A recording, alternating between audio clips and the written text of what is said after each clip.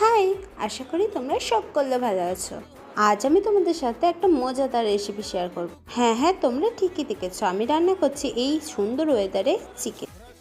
Guys, আমাদের এটা কিন্তু ম্যারিনেশন করে আমরা ফ্রিজে 2-3 ঘন্টার জন্য রেখে দিয়েছিলাম। তো দেখতেই পাচ্ছ তোমরা কেমন সাইড দিয়ে পুরো জল ছেড়ে গেছে, তার মানে পুরো পারফেক্ট আমাদের ম্যারিনেশন করা কমপ্লিট হয়েছে।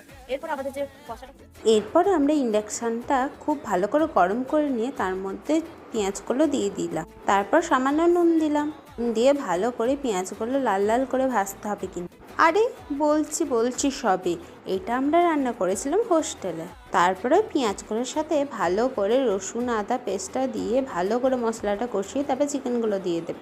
আমাদের যেহেতু চিকেনের পরিমাণটা 600 ছিল, তাই জন্য পাটে পাটে করে রান্না করা হয়েছে।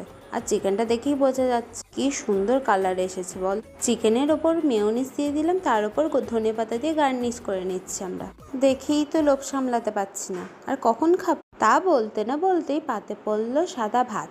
আচ্ছা, তোমরা কে কে এরকম ঠান্ডা ওয়েদারে ভাত চিকেন রান্না করেছো হোস্টেলে? আমাদের তো সেদিন খুব মজা হয়েছে। এখানে মিউনিসটাকে দিয়ে আমরা পুরো ভালো করে মিক্স করেছি। তারপরে ওপরে ছোট ছোট কুচি করে রাখা ধনেপাতা ভালোভাবে দিয়ে দিয়েছি, ওপরে গার্নিশ করেছি। আর মাঝখানে রয়েছে, একদম দেখতেই পাচ্ছ তোমরা। তারপর সোডা খেয়ে দিনটা আমাদের পিকনিকটা শেষ হলো। টাটা।